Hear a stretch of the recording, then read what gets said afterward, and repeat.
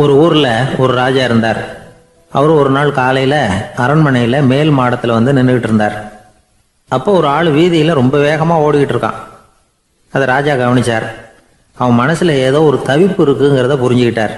உடனே அரண்மனை சேவகர்களை கூப்பிட்டார்.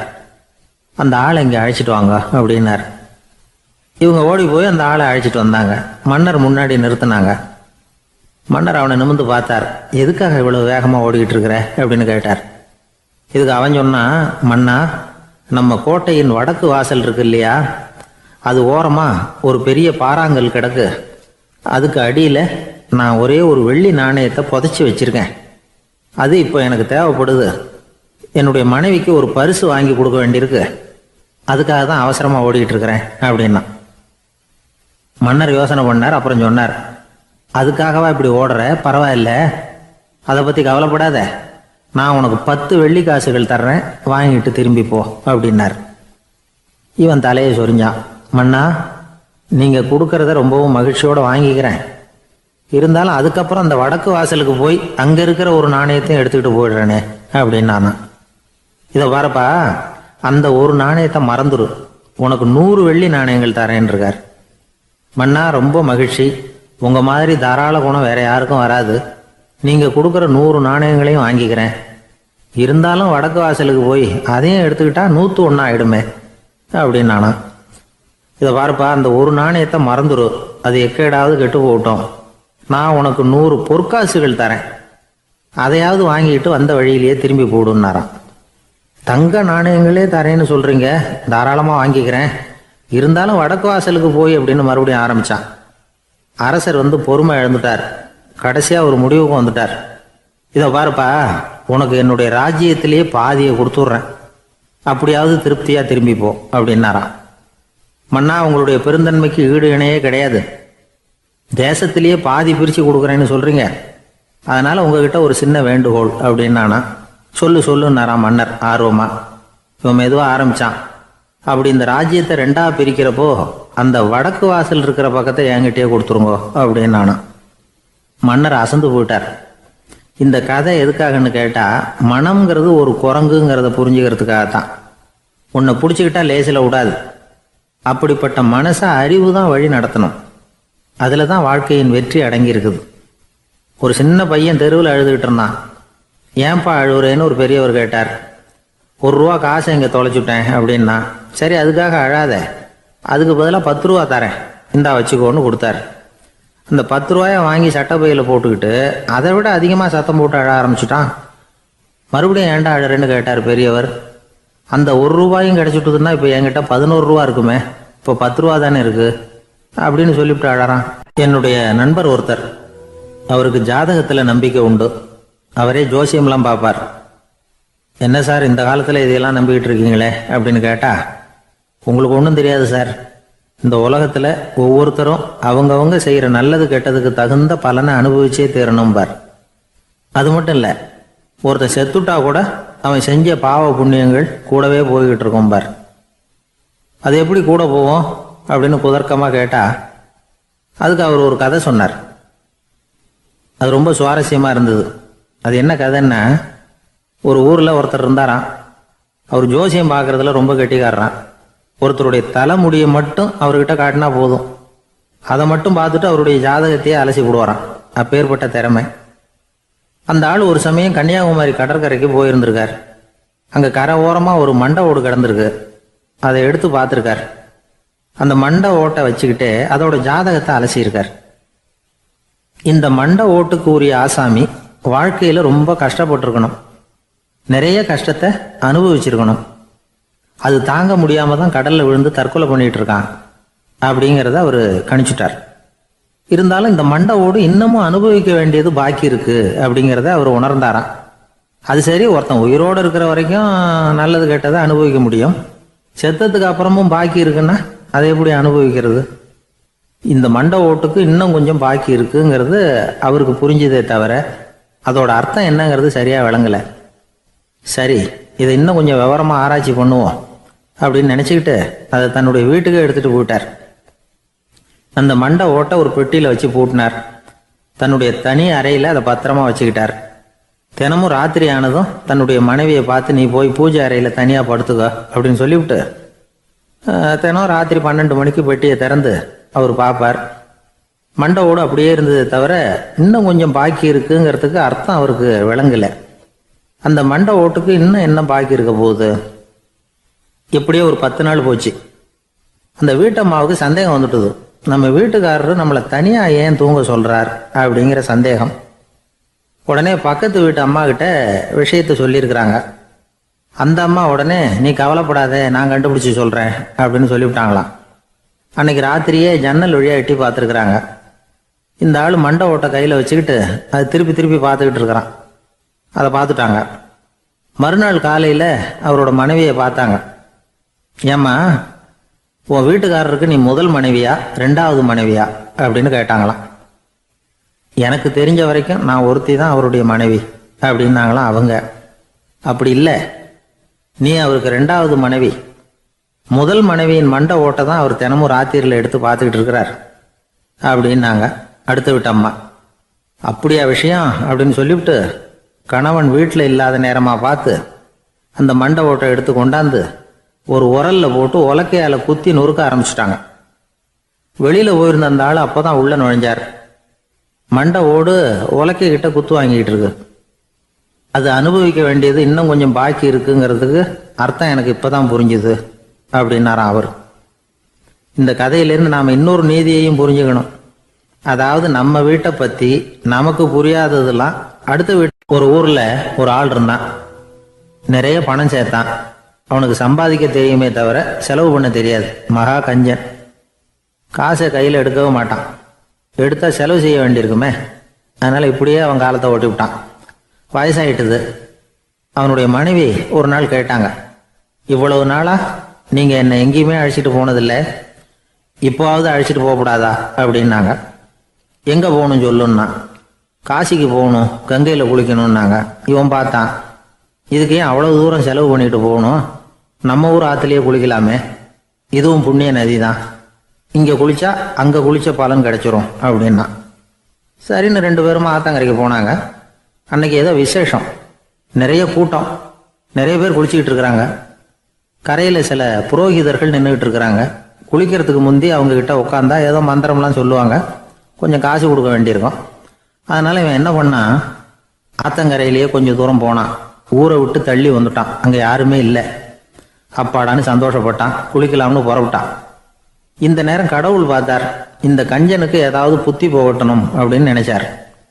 உடனே ஒரு புரோகிதர் மாதிரி உருவத்தை மாற்றிக்கிட்டு அந்த ஆள் முன்னாடி வந்து நின்னார். அவனுக்கு அதிர்ச்சி. இங்கே யாருமே இருக்க மாட்டாங்கன்னு நினச்சா இங்கேயுமே ஒரு ஆள் வந்துட்டாரு, என்ன பண்ணுறதுன்னு யோசனை பண்ணான். புரோகிதர் உருவத்தில் இருந்த கடவுள் சொன்னார், இதை பாருங்க, இன்னைக்கு விசேஷ நாள், நீராடுறதுக்கு முன்னாடி சுயகல்பம் பண்ணிக்கிறது ரொம்ப நல்லது அப்படின்னார். என்கிட்ட பணம் எதுவும் இல்லையேன்னா.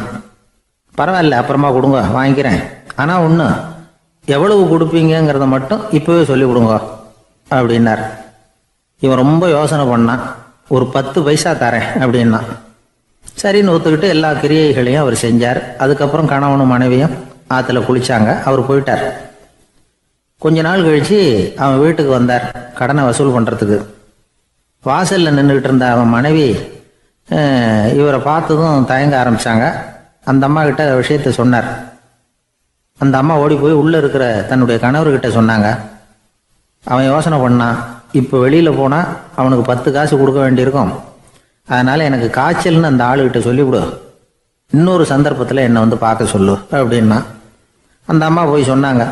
அப்படிங்களா, அப்படின்னா அவரை நான் உடனே போய் பார்க்கணுமே அப்படின்னு உள்ளே நுழைய ஆரம்பித்தார். அவங்க மறுபடியும் இருங்க தான் வரேன்னு சொல்லிவிட்டு உள்ள ஓடி விஷயத்த சொன்னாங்க. இது எதுடா வம்பா போச்சு அப்படின்னு பார்த்தான். மனைவியை கிட்டத்தில் கூப்பிட்டான். இதோ பாரு, ஜன்னி கண்டு நான் இறந்து போயிட்டதா சொல்லிவிடு அப்படின்னா சொன்னாங்க. புரோகிதர் பார்த்தார். அப்படின்னா ஒரு வழியாக இருந்து அவருடைய இறுதி சடங்குகளையும் நானே முடிச்சுட்டு போயிடுறேன் அப்படின்னார். உள்ளே இருந்தவன் யோசனை பண்ணான், அந்த ஆள் என்னை விடமாட்டான் போல இருக்கு, அதனால் ஒரு சவப்பெட்டியில் என்னை வச்சு தூக்கிக்கிட்டு மயானத்துக்கு போங்க, பார்த்துக்கலாம் அப்படின்னா. புரோகிதரும் விடுற மாதிரி இல்லை, கூடவே நடந்து போயிட்டு இருக்கிறார். அங்கே இறக்கி சடங்குகளை முடிச்சுட்டு தீ வைக்கிற நேரம் பொட்டிக்குள்ளே இருந்த நம்ம ஆள் அலறி அடிச்சுட்டு வெளியில் ஓடி வந்தான். புரோகிதர் உருவத்தில் இருந்த கடவுள் சிரிச்சார். தன்னுடைய சுய உருவத்தை காட்டினார். அதுக்கப்புறம் அவனை கூப்பிட்டு, இதை பார்ப்பா, ஏன் இப்படி அல்லாடுற, ஏதாவது வர வேணும்னா கேள் தரேன் அப்படின்னார். அவன் யோசனை பண்ணான். பகவானே, ஒரே ஒரு வரம் தான் உங்ககிட்ட கேட்கணும்னா. என்ன வேணும் கேளுன்னார். அந்த 10 பைசா தட்சணையை தள்ளுபடி பண்ணா போதும் அப்படின்னா. கடவுளும் சரின்னு சொல்லிட்டு போயிட்டார். இப்படி ஒரு கதையை சுவாமி சிவானந்தர் சொல்லியிருக்கிறார். செல்வந்தர்கள் பல பேர் இப்படித்தான் இருக்கிறாங்க. தாங்களும் அனுபவிக்க மாட்டாங்க, அடுத்தவங்களுக்கும் கொடுக்க மாட்டாங்க.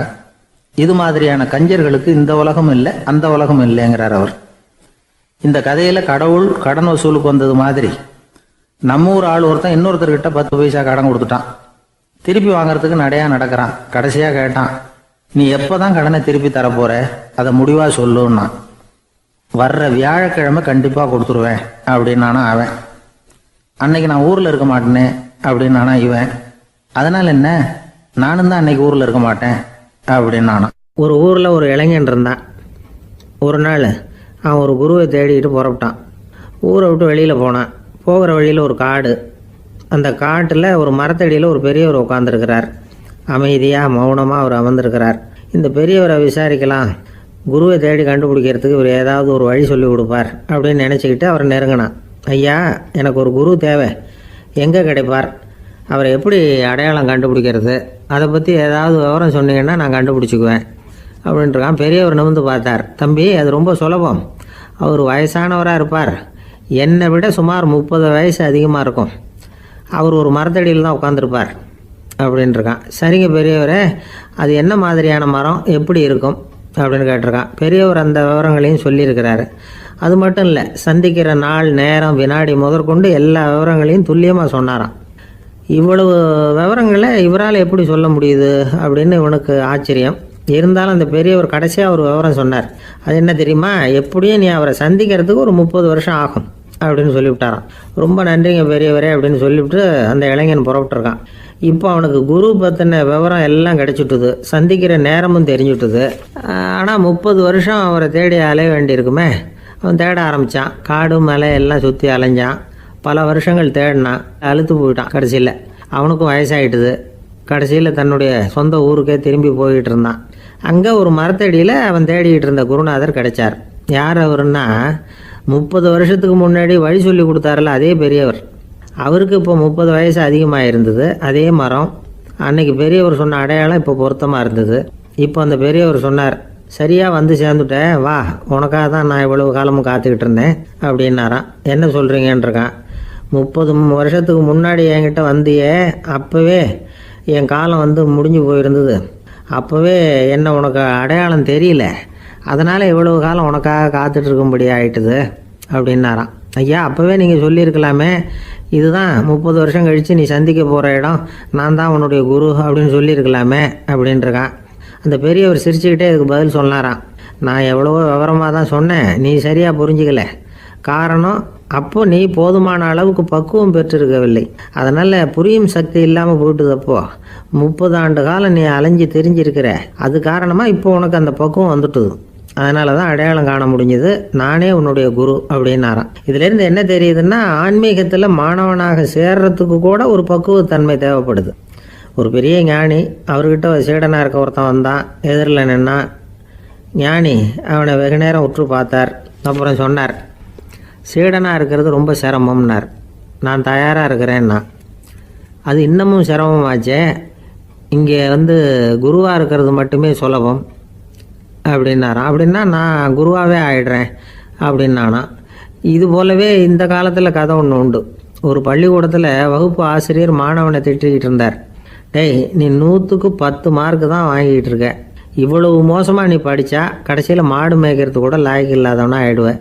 அதுக்கப்புறம் என்ன செய்ய போகிறேன் அப்படின்னாராம். பையன் தலையை சொரிஞ்சிக்கிட்டே சொன்னானா, சார் அப்படின்னா ஒன்று செய்கிறேன் அப்படின்னானா. இவர் கேட்டிருக்கார், என்ன செய்ய போகிறேன்னு.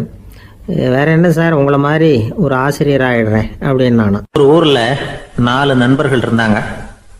4 பேரும் சோம்பேறிகள். 4 பேருக்கும் எந்த வேலையும் செய்யறதுக்கு உடம்பு வளையறதில்ல.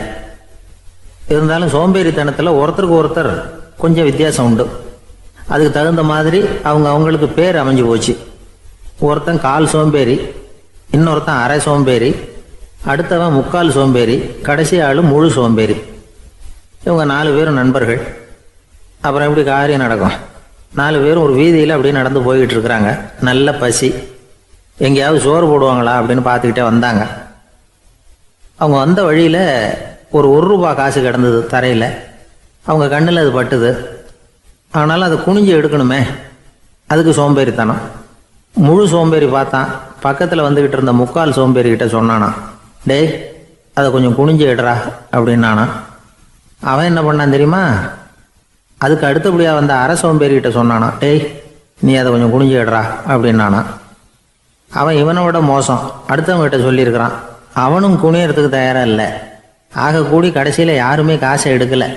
என்னத்துக்கு அனாவசியமாக உடம்ப வளைச்சிக்கணும் அப்படின்னு எல்லாரும் பேசாமல் வந்துட்டாங்க. அவங்க பாட்டுக்கு நடந்து வந்துக்கிட்டே இருக்கிறாங்க. எதிரில் ஒருத்தன் வாழைப்பழத்தை வண்டியில் வச்சு தள்ளிக்கிட்டே வந்தான். ரூபாய்க்கு 4 பழம்னு கூவி விற்றுக்கிட்டே வர்றான். இப்போ அந்த முழு சோம்பேறி சொன்னானா, டேய் வழியில் கிடந்ததை ரூபா, அதையாவது எடுத்துக்கிட்டு வந்திருந்தா இப்போ இந்த பழத்தை வாங்கி ஆளுக்கு ஒன்று சாப்பிட்லாமே அப்படின்னானா. ஆமாம் சாப்பிட்ருக்கலாமே அப்படின்னாங்களாம் மற்றவங்களும். ஆனாலும் திரும்பி போய் அதை எடுக்கணும்னு யாருக்கும் தோணலை. பேசாமல் சோர்ந்து போய் நடந்து வந்தாங்களாம். இருட்டி போச்சு. வழியில் ஒரு கோவில். சரி இங்கேயே படுத்து தூங்குவோம் அப்படின்னா ஒருத்தன். அதுதான் சரின்னாங்க மற்றவங்களும். அப்படியே மண்டபத்தில் படுத்துட்டாங்க. கோவில் அர்ச்சகர் வேலையெல்லாம் முடிச்சு விட்டு வெளியில் வந்திருக்காரு. இவங்கள பார்த்தாராம். ஏன் இப்படி சோர்ந்து போய் கிடக்குறீங்க அப்படின்னு விசாரிச்சிருக்காரு. 2 நாளாச்சுங்க நாங்கள் சாப்பிட்டு அப்படின்னாங்களாம். அவர் உடனே ஐயோ பாவம் அப்படின்னு சொல்லி பானை, விறகு, அரிசி, தண்ணி எல்லாம் கொடுத்து நீங்களே சமையல் பண்ணி சாப்பிட்டுக்குங்க அப்படின்னு சொல்லிவிட்டு போயிட்டார். இந்த 4 பேருக்கும் சமையல் பண்ணி சாப்பிட்ணும்னு ஆசையாக தான் இருந்தது. ஆனால் அடுப்பு பற்ற வைக்கணுமே, அதுக்கு தீப்பெட்டி வேணுமே. தீப்பெட்டி இல்லை. இப்போ முழு சோம்பேறி ஆரம்பித்தான். அடுத்தவனை பார்த்து, டேய் கடைக்கு போய் ஒரு தீப்பெட்டி வாங்கிட்டு வாயேன் அப்படின்னு நானா. அவன் வழக்கம் போல் அடுத்தவங்ககிட்ட சொல்லியிருக்கான். அவன் அதுக்கு அடுத்தவங்ககிட்ட சொல்லியிருக்கிறான். கடைசியாக கால் சோம்பேறிக்கிட்ட வந்து சேர்ந்தது. அவனும் அது நம்மால் முடியாது அப்படின்னு பேசாமல் இருந்துட்டான். இப்போ தீப்பெட்டி வேணுமே, அதுக்கு என்ன பண்ணுறது? அவங்களுக்குள்ளே பேசி ஒரு முடிவுக்கு வந்தாங்களாம். அதாவது யார் முதல்ல வாயை திறந்து பேசுகிறாங்களோ அவங்க தான் தீப்பெட்டி வாங்கிறதுக்கு போகணும் அப்படின்னு. அவ்வளவுதான். உடனே 4 பேரும் வாயை கெட்டியாக மூடிக்கிட்டு படுத்துக்கிட்டாங்க.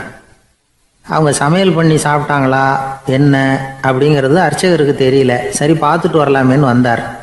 வந்து பார்க்குறாரு, இவங்க 4 பேரும் அசையாமல் படுத்து கிடக்குறாங்க. அர்ச்சகர் பயந்துட்டார். ஒருவேளை பசி தாங்காமல் செத்து போட்டாங்களோ அப்படிங்கிற பயம், அல்லது நாம் கொடுத்த உணவுப் பொருளில் ஏதாவது விஷம் கலந்துருக்குமோ அப்படின்னும் பயந்தார். அப்படின்னா நம்ம மேலே பழி வந்துருமே அப்படின்னு நினச்சி நடுங்க ஆரம்பிச்சுட்டார். அப்புறம் அவரும் ஒரு முடிவுக்கு வந்தாராம். கோவிலுக்கு பக்கத்துலேயே ஒரு பெரிய குழி இருந்தது.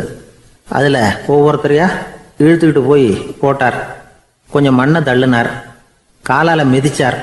அவர் மிதித்த மிதி ஒருத்தன் அடி வயத்தில் போட்டுவிட்டுது. அவன் உடனே வலி தாங்காமல் ஐயோ அம்மான்னு அலறினான். உடனே நடந்தது என்ன தெரியுமா? மற்ற 3 பேரும் துள்ளி எழுந்திரிச்சாங்களாம். அவனை பார்த்து நீ தாண்டா தீப்பெட்டி வாங்க போகணும், நீ தாண்டா வாங்க போகணும், நீ தான் சத்தம் போட்ட அப்படின்னு சொல்லி ஆரம்பிச்சிட்டாங்களாம். அர்ச்சகர் பார்த்தார். இது பேய் மாதிரி தெரியுதுன்னு நினச்சிக்கிட்டு ஒரே ஓட்டமாக ஓடி போட்டாராம். கிராமப்புறங்களில் இப்படி ஒரு கதையை சொல்கிறது உண்டு. சோம்பல்ங்கிறது நம்ம முன்னேற்றத்துக்கு பெரிய தடை அப்படிங்கிறத நாம் புரிஞ்சுக்கணும். அதுதான் இந்த கதை சொல்கிற நீதி. ஒரு பள்ளிக்கூடத்தில் ஒரு புதுமையான போட்டி நடந்துதான். அதாவது சோம்பேறித்தனத்துக்கு பரிசு. அதில் 2வது பரிசு யாருக்குன்னு அறிவிச்சாங்க. ஒரு பையன் எழுந்திரிச்சு மெதுவாக நடந்து போய் பரிசை வாங்கிட்டான். அடுத்தது முதல் பரிசு யாருக்கு அப்படின்னு அறிவிச்சாங்களாம். அவன் கடைசி வரிசையிலேருந்து கத்துனானா, ஐயா அதையும் அந்த பையன் மூலமாகவே கொடுத்து அனுப்பி வச்சுருங்க, இங்கே வந்தது நான் வாங்கிக்கிறேன் அப்படின்னானா. வயிறு பசிக்குதேங்கிறது சிலரோட கவலை, வயிறு பசிக்க மாட்டேங்குதே அப்படிங்கிறது சில பேரோட கவலை. 2 விதமான கவலைக்கும் வயிறு தான் காரணமாக இருக்குது. வயிறு பசிச்சதுன்னா அது இயற்கை, வயிறு பசிக்கலைன்னா அது வியாதி. ஆனால் பசியையும் நாம் பசிப்பிணி அப்படின்னு தான் சொல்லுவோம். என்ன காரணம்? வியாதியை போக்க வேண்டியது எவ்வளவு முக்கியமோ அதை விட முக்கியம் பசியை போக்க வேண்டியது. ஒரு சமுதாயத்தில் பசிப்பிணியே இருக்கக்கூடாது. அதுதான் நல்ல சமுதாயம். பசியை போக்கணும்னா சாப்பாடு போடணும், பசியின்மையை போக்கணும்னா வைத்தியம்தான் பண்ணணும். இது சம்பந்தமாக எவ்வளவோ ஆராய்ச்சிகள் நடக்குது. நிறைய மருந்து கண்டுபிடிச்சிருக்கிறாங்க. நம்ம உடம்புல பசியை தூண்டக்கூடிய பகுதி எது, இதை முதல்ல தெரிஞ்சுக்கணும் இல்லையா? நாம் சாப்பிட்ற ஆகாரம் செரிக்கிறதுக்கு எது காரணம் தெரியுமா? நம்ம மூளையோட பின்பகுதி தான் அதுக்கு காரணமாக இருக்குதாம். மூளையின் பின்பகுதியில் நரம்பு செல்களால் ஆன 2 வகையான ஆரக்சின்கள் தான் பசியை உண்டாகுது அப்படின்னு கண்டுபிடிச்சிருக்கிறாங்க. 2 ஆய்வாளர்கள் இதை கண்டுபிடிச்சிருக்காங்க. அவங்க 2 பேரும் டெக்சாஸ் பல்கலைக்கழகத்தில் ஹார்வர்டு ஹக்ஸ் மருத்துவ கல்வி நிலையத்தில் பணிபுரிகிறவங்களாம். உண்பது தேவைங்கிறது உணரப்படும் போது மூளையின் அந்த குறிப்பிட்ட பகுதி ஆரக்சின் அப்படிங்கிற ஹார்மோன்களை சுரக்கும். அது பசி உணர்வை தூண்டும் அப்படிங்கிறது தான் அந்த ஆய்வாளர்களின் கண்டுபிடிப்பு. இந்த ஆரக்சின் வேறு சில உயிரினங்கள்லேயும் உண்டு. இப்போ எலிகளில் கூட இது இருக்குது. அதனால் எலிகளை வச்சு இது சம்பந்தமாக ஆராய்ச்சி பண்ணாங்க. எலிகள் உடம்புல ஆரக்சினை செலுத்தி பார்த்தாங்க. உடனே என்னாச்சு தெரியுமா? அந்த எலியெல்லாம் பசியால் துடிக்க ஆரம்பிச்சுட்டுது. எதையாவது தின்னு பசியை தீர்த்தா போதுங்கிற அளவுக்கு அந்த எலிகள்லாம் அல்லாட ஆரம்பிச்சுட்டுது. இயல்பாக சாதாரணமாக அந்த எலிகள் எவ்வளவு சாப்பிடுமோ அது மாதிரி 8 முதல் 10 மடங்கு அதிகமான ஆகாரத்தை 1 மணி நேரத்துக்குள்ளே சாப்பிட்டு தீர்த்துட்டு தான். சில எலிகளின் மூளையில் இந்த ஆரக்சின் அளவை கட்டுப்படுத்தி பார்த்துருக்குறாங்க. உடனே என்னாச்சு தெரியுமா? அதெல்லாம் சாப்பாட்டை கண்டா முகத்தை திருப்பிட்டு போக ஆரம்பிச்சுட்டு தான். அந்த எலிகளுக்கு பசி எடுக்கலையா. இந்த ஆராய்ச்சியின் அடிப்படையில் பசியை எடுக்காமல் இருக்கிற மனிதர்களுக்கும் பசியை தூண்ட முடியும் அப்படின்னு சொல்லி ஆராய்ச்சியாளர்கள் தெரிவிச்சிருக்கிறாங்க. ஆக ஆரக்சின் தான் பசிக்கு காரணம்ங்கிறது தெரிஞ்சு போச்சு. சரி, இந்த ஆரக்சின் அப்படின்னா என்ன? அது ஒரு கிரேக்க சொல். அதுக்கு பசின்னு அர்த்தம். நம்ம ஆளுங்களுக்கெல்லாம் பசியை தூண்டுறதுக்கு மருந்து தேவையில்லை, பசியை குறைக்கிறதுக்கு தான் மருந்து தேவை. ஒரு அம்மா டாக்டரை தேடி வந்தாங்களாம். டாக்டர், எங்கள் வீட்டுக்காரருக்கு திடீர்னு அகோர பசி, நிறைய சமைச்சு போடுறேன், அவ்வளவையும் சாப்பிட்டுட்டு கீழே கிடக்கிற குப்பை கூலங்களையும் எடுத்து சாப்பிட ஆரம்பிச்சுட்றார், என்னன்னு கவனித்து பாருங்கள் அப்படின்னாங்களாம். எவ்வளவு நாளாக அப்படி இருக்குதுன்னு கேட்டிருக்காரு டாக்டர். 1 வாரமாக அப்படி இருக்குதுன்னாங்களாம். இவ்வளவு நாளாக ஏன் சும்மா இருந்தீங்க? ஆரம்பத்திலே இங்கே அழைச்சிட்டு வர வேண்டியது தானே அப்படின்னாரான் டாக்டர். அது ஒன்றும் இல்லை டாக்டர், வீடு பூரா சுத்தமாகட்டுமேன்னு பார்த்துக்கிட்டு இருந்தேன் அப்படின்னாங்களாம் அந்த அம்மா. சங்கீத வித்வான்களில் பல வகை உண்டு. சில குறிப்பிட்ட ராகங்களை பாடுறதில் அவங்களுக்கு பெருமை வர்றது உண்டு. ஆனால் ஒருத்தர் இருந்தார், அவரால் ஒரு ராகத்துக்கே பெருமை வந்தது. அந்த ராகத்தை அவர் வாசித்து கேட்கணும் அப்படின்னு சொல்லுவாங்க. அது என்ன ராகம்னா தோடி ராகம். சரி, அந்த வித்வான் யாருன்னா அவர் தான் திருவாவடுதுறை ராஜரத்னம் பிள்ளை. பேராசிரியர் கல்கி ஒரு சமயம் தம்முடைய பத்திரிகையில் எழுதினாராம். அதை அப்படியே படிக்கிறேன் கேளுங்களேன். ஆகா, ஸ்ரீ ராஜரத்னம் பிள்ளையின் தோடி ஆலாபனையை முதலில் கேட்டபோது அவருடைய கற்பனையை விட்டு தள்ளுங்கள். நம்முடைய மனதில் என்னென்ன இன்பமயமான கற்பனைகள் எல்லாம் உதித்தன. குழந்தை தாயிடம் கொஞ்சம் குரலை கேட்டோம், அன்னை குழந்தையிடம் கொஞ்சம் குரலை கேட்டோம், ரதியும் மன்மதனும் பேசிக்கொண்ட காதல் மொழிகளை கேட்டோம், முருகன் சிவபெருமான் செவிகுளிர மொழிந்த உபதேசத்தை கேட்டோம், கலைமகள் கவிஞனுக்கு அருளிய ஆசி மொழிகளை கேட்டோம், நாரத முனிவருடைய தம்பூரா சுருதியை கேட்டோம், ராவணன் தன் எலும்பை ஒடித்து வீணையாகச் செய்து வாசித்த கானத்தை கேட்டோம், கானப் பறவைகளின் கலகல ஒலியை கேட்டோம், கோலக் குயில்களின் குரல் இனிமையை கேட்டோம். இப்படிலாம் பேராசிரியர் கல்கி விமர்சனம் எழுதியிருக்கிறார். திருவாவடுதுறை ராஜரத்னம் பிள்ளை அவர்களுடைய வாசிப்பை கேட்டுட்டு TN ராஜரத்னம் பிள்ளை இறந்து போனார். அப்போ கவிஞர் கண்ணதாசன் எழுதினார், செவியனில் ஓடி எங்கள் சிந்தையில் ஓடி இந்த புவியெல்லாம் ஓடி நின்பார் பொங்கிய தோடி வேறிங்கு எவரிடம் போகும் ஐய இனி அதை காப்பார் யாவர் அவிந்தனின் சடலத்தோடே அவிந்தது தோடிதானும் அப்படின்னு எழுதினாராம். அந்த அளவுக்கு அவருடைய தோடியை ரசித்தவர்கள் உண்டு. அதே மாதிரி தோடின்னா என்னன்னு தெரியாமலே அவரை ரசித்தவங்களும் அந்த காலத்தில் உண்டு. அதாவது ஒரு பெரிய சபையில் இவர் வாய்ச்சிக்கிட்டு இருக்கிறார். பாதியில் ஒரு பெரிய மனுஷன் உள்ளே வந்தார். அவர் உடம்புல பட்டு வேஷ்டி, ஜருகை, அங்கவஸ்திரம், வாயில் வெத்தலை, வாசனை புகையில, காதில் வைரக்கடுக்கன், கழுத்தில் தங்க சங்கிலி, கை விரல் பூரா மோதிரம், கையில் ஒரு வெள்ளி வெத்தலை புட்டி, உதவிக்கு 2 பேர் பக்கத்தில். இவ்வளவு பந்தாவோடு வரார் கச்சேரி கேட்கறதுக்கு. இப்படி வந்தவர் முதல் வரிசையில் உட்கார்ந்தார். வித்வான் வாசித்து முடித்ததும் இவர் அவரை பார்த்து, ஐயா, நீங்கள் தோடி வாசிக்கிறதுல ரொம்ப கெட்டிக்காரர்னு கேள்விப்பட்டிருக்கேன், அதை கேட்கறதுக்காக தான் மெனக்கிட்டு வந்திருக்கிறேன், அதை வாசிங்களேன் அப்படின்னாராம் இந்த பெரியவர். ராஜரத்னம் பிள்ளைக்கு ஒன்றும் புரியல. ஏன்னா இது வரைக்கும் அவர் வாசிச்சுக்கிட்டு இருந்ததே அந்த தோடி ராகத்தை தான். அதை வாசித்து முடித்ததும் அதை வாசிங்களேன்னு இவர் கேட்குறார். அப்படின்னா இவரோட ஞானம் எப்படிப்பட்டது? இவ்வளவும் கேட்டுட்டு இப்படி கேட்குறாரே அப்படின்னு அவர் யோசிச்சிருக்கிறார் ராஜரத்னம் பிள்ளை. உடனே என்ன பண்ணார் தெரியுமா? பக்கத்தில் ரொம்ப சாதுவாக சுருதி போட்டுக்கிட்டு இருந்த ஒரு முதுகில் ஓங்கி ஒரு குத்து விட்டாராம். அவருக்கு ஒன்றும் புரியல, எதுக்கு நம்மளை அடிக்கிறார் இவர், நம்மளை குத்துறாரு வித்வான்னு. அவர் அதிர்ச்சியால் இவர் நிமிர்ந்து பார்த்துருக்கார்.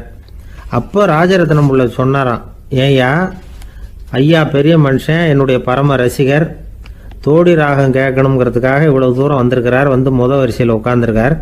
நீ இந்த சமயம் பார்த்து தோடி ராகம் வாசிக்கிற நாதஸ்வரத்தை வீட்டில் வச்சுட்டு வந்துட்டியே, இப்போ ஐயாவுக்காக அந்த ராகத்தை நான் எப்படி வாசிக்கிறது அப்படின்னு சொல்லிவிட்டு மறுபடியும் முதுகில் ஒரு அடி கொடுத்தாராம். அடி வாங்கினவருக்கே சிரிப்பு அடக்க முடியலையா. ஒருத்தர் ஓடி வந்தார், இன்னொருத்தரை பார்த்து, சார் உங்கள் சைக்கிளை ஒரு நாள் இரவல் கொடுங்களேன், பக்கத்து ஊருக்கு போயிட்டு வர வேண்டியிருக்கு அப்படின்னார். இவர் சைக்கிளை கொடுத்து பத்திரமா கொண்டுட்டு போங்கன்னார். சார் இதை பத்திரமா கொண்டு போகிறேன், கவலையே வேணாம், ஏன்னா இது உங்களோட சைக்கிள் அப்படின்னு நான் நினைக்கல, என்னோட சைக்கிளாக நினைக்கிறேன் அப்படின்னார். அதுக்கப்புறம் தான் இவருக்கு உண்மையாகவே பயம் வந்துட்டுது. ஏன்னா அவர் சொன்னது மாதிரி அதை தன்னோட சைக்கிளாகவே நினச்சி தள்ளிட்டு போட்டால் என்ன பண்ணுறது? எது எதை நம்முடையதாக நினைக்கணுங்கிறதுக்கு ஒரு வரையறை இருக்குது. சில பேர் ஆஃபீஸையே வீடாக நினச்சி விடுறது உண்டு. அப்படிப்பட்டவங்க கூட வீட்டை ஆஃபீஸாக நினைக்கிறது இல்லை. ஏன்னா வீட்டில் இவர் ஆஃபீஸராக நடந்துக்க முடியறதில்ல. இதெல்லாம் ஒரு பக்கம் இருக்கட்டும், இப்போ விஷயத்துக்கு வருவோம்.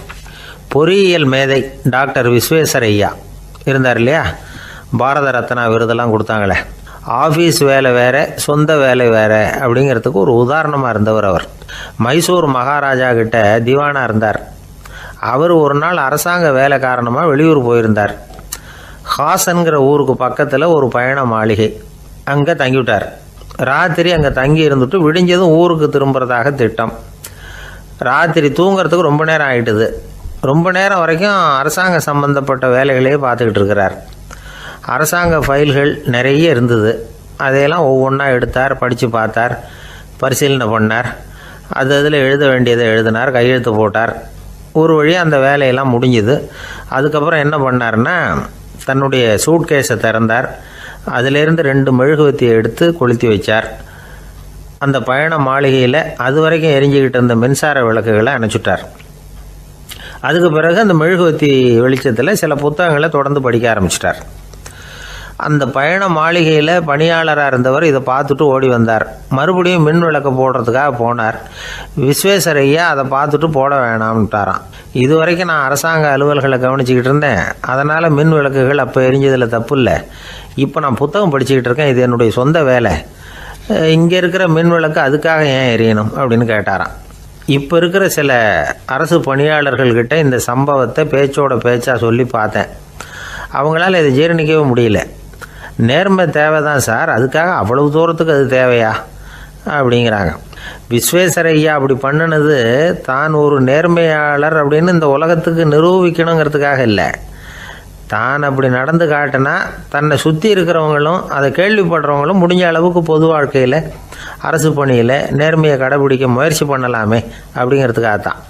இப்போவும் சில பேர் இருக்கிறாங்க, இவங்க ஆஃபீஸ் வேறு வீடு வேறேன்னு நினைக்கிறதில்ல, அவ்வளோ உரிமை.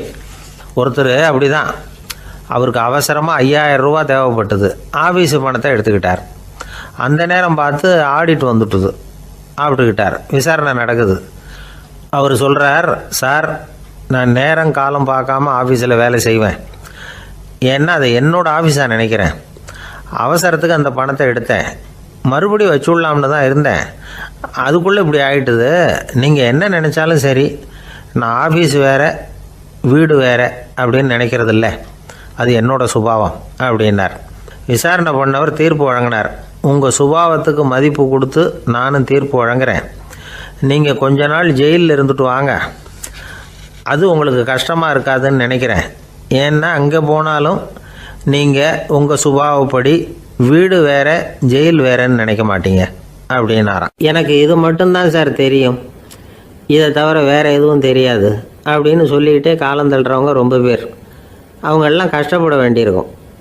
ஒருத்தர் தன்னுடைய தொழிலில் ரொம்ப கெட்டிக்காரராக இருக்கலாம், அதுக்காக எப்பவும் அதே ஞாபகத்தில் இருந்துக்கிட்டு உலகியல் அறிவு இல்லாமல் இருந்துடக்கூடாது, அது ஆபத்து. இதுக்காக நம்ம தாத்தா பாட்டிலாம் ஒரு கதை சொல்லுவாங்களே, கேள்விப்பட்டிருக்கீங்களா? ஒரு சமயம் ஒரு 4 பேர் சேர்ந்து வெளியூருக்கு பிரயாணம் போனாங்களாம். அந்த 4 பேர் எப்படி தெரியுமா? ஒருத்தர் வந்து வேதாந்தி, இன்னொருத்தர் சங்கீத வித்வான், 3வது ஆள் வைத்தியர், 4வது ஆள் ஜோசியர். இவங்க 4 பேரும் நண்பர்கள்.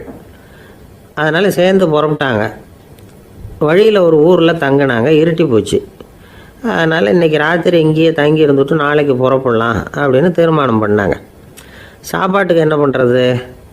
அங்கேயே கடத்தெருவுக்கு போய் சாமான்லாம் வாங்கியாந்து சமைச்சு சாப்பிட்லாம்னு முடிவு பண்ணாங்க. 4 பேர் இருக்கிறதுனால ஆளுக்கு ஒரு காரியமாக செய்யலாம் அப்படின்னு வேலையை பிரிச்சுக்கிட்டாங்க. வைத்தியர் வந்து கறிகாய் வாங்க போனார், வேதாந்தி வந்து எண்ணெய் வாங்க போனார், ஜோசியர் வந்து பலசரக்கு வாங்க போனார், சங்கீத வித்வானுக்கு சமைக்கிற வேலை. எல்லாம் சரி. ஆனால் நடந்தது என்ன தெரியுமா? கடைத்தெருவுக்கு காய்கறி வாங்க போனார்ல வைத்தியர், அங்கே போய் மார்க்கெட்டில் பார்த்தார். ஒவ்வொரு கறிகாயாக எடுத்து பார்த்தார். இது பித்தம், உடம்புக்கு ஒத்துக்காது, இது வாயு, உடம்பு ஒத்துக்காது அப்படின்னு ஒவ்வொன்றா தள்ளினார். கடைசியில் ஒன்றுமே தேரல, வெறுங்கையோடு திரும்பி வந்துக்கிட்டு இருக்கிறார். எண்ணெய் வாங்க போனார் வேதாந்தி, அவர் ஒரு தொன்னையில் எண்ணெயை வாங்கினார். பேசாமல் அதை எடுத்துகிட்டு வர வேண்டியது தானே, முடியல. அவருடைய வேதாந்த மூளை சிந்திக்க ஆரம்பிச்சுட்டுது. இந்த தொன்னைக்கு எண்ணெய் ஆதாரமா அல்லது எண்ணெய்க்கு தொன்னை ஆதாரமா அப்படிங்கிற ஆராய்ச்சியில் இறங்கினார். என்னாச்சு தெரியுமா? அப்படி கவுத்து பார்த்தார். வாங்கின எண்ணெய் பூராவையும் வழியில் கொட்டிவிட்டு வெறும் தொண்டையோடு வந்து சேர்ந்தார்.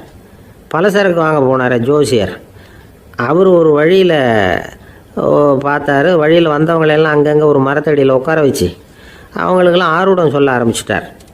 அப்படி ஒவ்வொருத்தராக சொல்லி முடிச்சுட்டு கடத்தருக்கு போய் சேர்ந்தார். இவர் அங்கே போய் சேர்றதுக்குள்ளே ரொம்ப நேரம் ஆகிட்டுது. கடையெல்லாம் பூட்டி விட்டு போயிட்டாங்க. என்ன செய்கிறது? அவரும் வெறுங்கையோடு திரும்பி வந்து சேர்ந்தார். சரி, இவங்க கதை தான் இப்படி ஆச்சு. அங்கே சமைக்கிறதுக்காக உட்காந்துருந்தார் சங்கீத வித்வான், அவர் கதை என்னாச்சு தெரியுமா?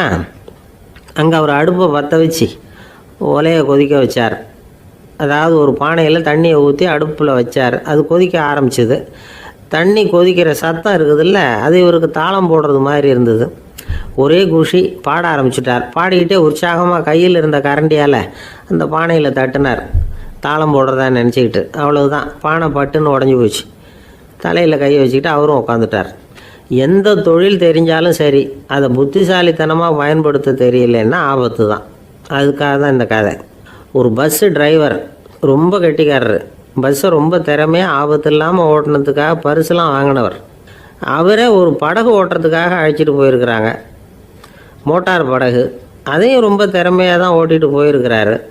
நடுக்கடலில் போனதும் படகு நின்று போச்சு. மோட்டாரில் ஏதோ கோளாறு. என்ன செய்யலாம் அப்படின்னு அந்த டிரைவரை கேட்டிருக்கிறாங்க படகுல இருந்தவங்கெல்லாம். அப்போ அவர் சொன்னாராம், கவலைப்படாதீங்க, ஒன்றும் பிரச்சனை இல்லை,